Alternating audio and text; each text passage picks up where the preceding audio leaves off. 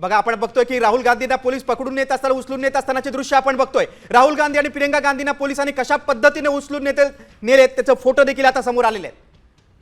पंतप्रधानांचं निवासस्थान 7 लोक कल्याण मार्ग इथे काँग्रेसचे नेते एकवटले होते, इंडिया आघाडीचे नेते एकवटले होते। राहुल गांधी प्रियंका गांधींनी आंदोलन केलं होतं आणि यावेळी पोलिसांनी त्यांना उचलून नेलेलं आहे। त्याचे फोटो आता समोर आलेले आहेत।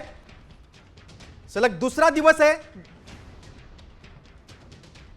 आणि काँग्रेसने हा फोटो ट्वीट केलाय की राहुल गांधींच्या नाकातून रक्त आलेलं आहे।